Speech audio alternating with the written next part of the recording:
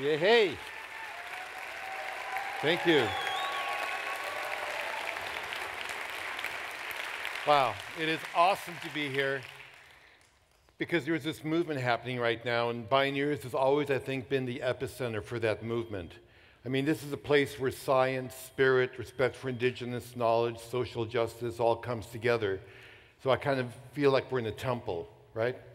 And it's wonderful to be part of this tribe, and I really appreciate the pioneering work of Kenny and Nina to have seeded this wonderful, wonderful event. You know, I've been traveling around the world this last year, really lucky. I've been working on this project where I've been able to see some of the greatest wonders of the world. I've been to Iguazu Falls in Brazil, the Serengeti in Africa, but I've also seen some of the negative effects of climate change. I was in Beijing, right outside of Beijing. We were shooting the Great Wall of China, and we weren't able to lift off in a helicopter because it was unsafe to fly because the visibility was so bad from the smog. I literally couldn't see the Great Wall 150 feet off the air from the ground. And so we had to wait several days for the air to clear. And then I went to Greenland, and the indigenous villagers told me how they weren't able to hunt anymore with their dogs and their sleds because the ice is too thin because of global warming. And in Fiji, I went to some of the smaller islands, and already many of those villages are succumbing to the rising sea levels. So I got a call from Lynn Lear, who had agreed to make an opening film for the UN Climate Summit, and she asked if I would help her. Obviously, I said I would, but I'm traveling around the world. So we made a film virtually from the rainforests and from glaciers. I Skyped, we Vimeo'd, we pulled together imagery from my library and from news sources. We reached out to fellow eco-warriors like Hans Zimmer to do the music, and because we were going to be speaking at the UN, we needed the voice of God to get to these leaders. So we got Morgan Freeman to do the voiceover. Yay! And we were able to present it, several weeks ago at the summit inside the General Assembly. But before we went, thank you. So what was really awesome, though, was the march 2 days before, because the people needed to tell these leaders to get off your ass and do something before it's too late, right? So that morning, I went to Central Park. I got there kind of late. The march was about to start. Amazing group in front of indigenous leaders from all over the world. I jumped the barricade because I went right in the middle of the street. The cops looked at me, and I gave them the Jedi wink. They said, "I'm cool. You're cool. I belong to be here. Everything's okay." And I stood there, and the march just washed over me. It was awesome.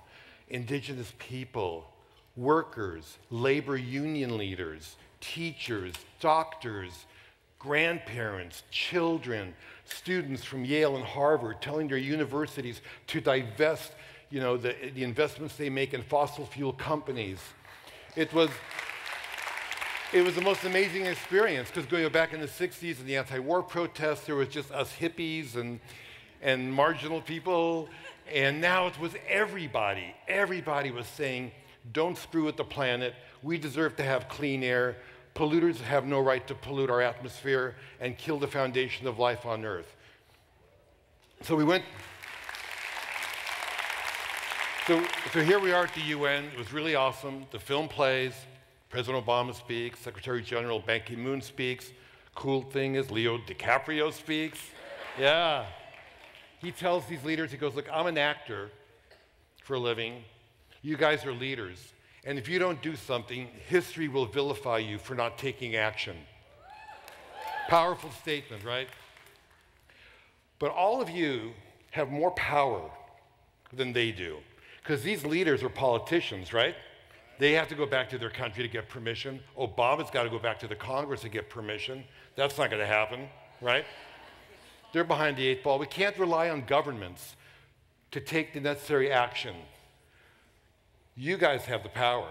400,000 people marched in New York City.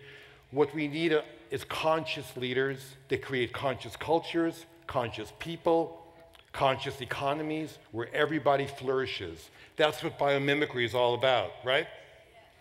When things are connected and the foundation of life flourishes, everybody benefits.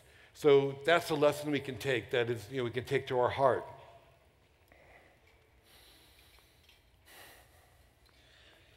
One of the things that made me realize this was years ago, I was filming Prince Charles on this documentary called Harmony, and he had all these handlers around him. And Prince Charles is a good guy, eco-warrior, right?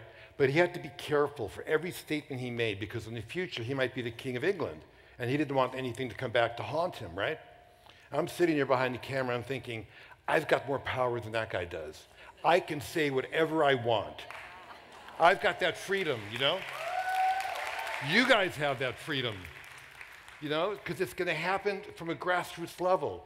That's where the change is going to occur.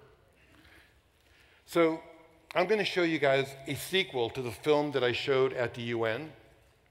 This is the film I wanted to show, but the bureaucrats thought it would go over the heads of the leadership. I was aiming for their heart, but but I know you guys are going to get it. And it's actually going to also be shown tonight at the Environmental Media Awards, which E-Television is going to broadcast. But you guys are the real VIPs. This will be the first public screening of this film. And the goal is to definitely have us speak up. I'm passionate about this topic because my parents were Holocaust survivors. And I remember people always say, well, wow, how could that have happened? How could there be this mass extinction of a race? It's because people were silent.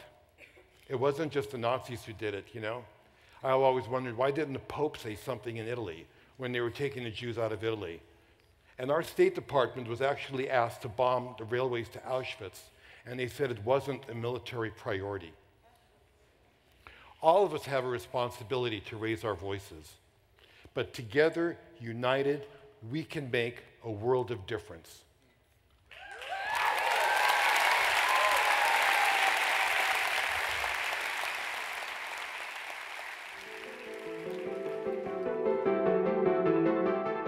In the beginning, there was earth.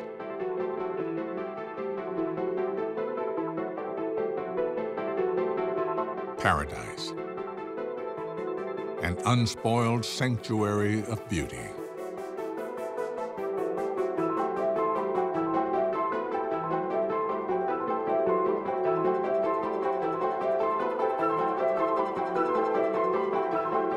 The only place in the known universe capable of creating and sustaining life.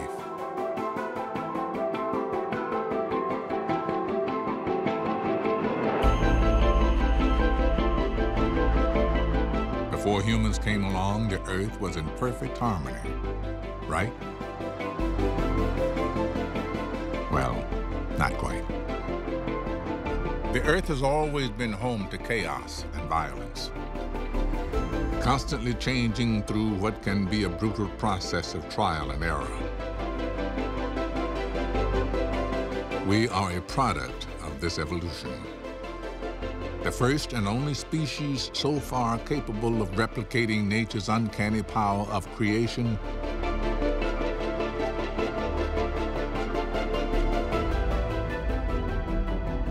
and destruction. Over time, we have literally changed the face of the earth. So much so that the harm we've done seems irreversible. We're told that the earth is dying and we must save it. It's a heroic notion, but it hasn't been very effective in changing our behavior so far. Nor is it true. The earth isn't in danger. Not yet. It has survived through far worse than this, but it is changing. We are in danger. Mass extinction has happened on Earth before, and because of our actions, it is on the verge of happening again. Which means changing our actions moving forward is the one thing that can prevent our extinction. Our best chance for survival lies in continuing to imitate nature, drawing inspiration from its awesome power. Consider mycelium, a mass of filaments beneath the soil that allows the natural world to distribute nutrients and information without a central brain. It's not so different from the internet, which allows us to share ideas and work to form a common vision for a shared future. Most of us understand intellectually that we are connected to each other and our fate is tied to our planet. But now that we have the means and knowledge to effect change, we have to act. We've already found many of the answers we need in the natural world. The process of changing the Earth back into a place that will support us is well underway. Progress is being made, and there is reason to be optimistic.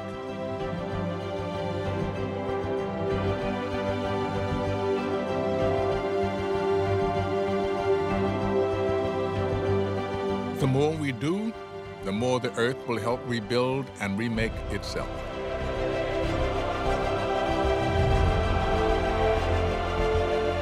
What is needed is a concerted effort. This isn't a challenge that just a few countries or world leaders can fix on their own. It's going to take all of us through actions large and small.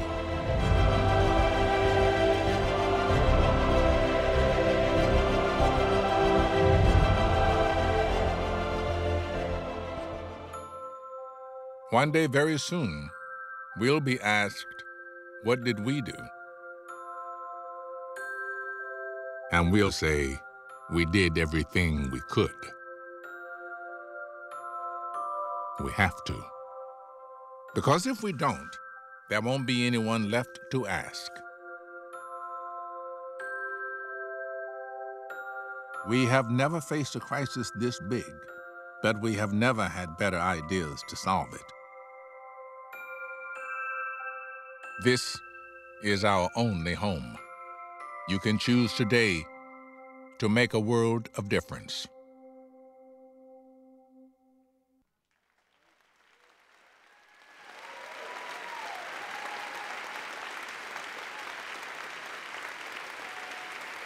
Thank you. Thank you very much. Yeah. Thank you. Yeah!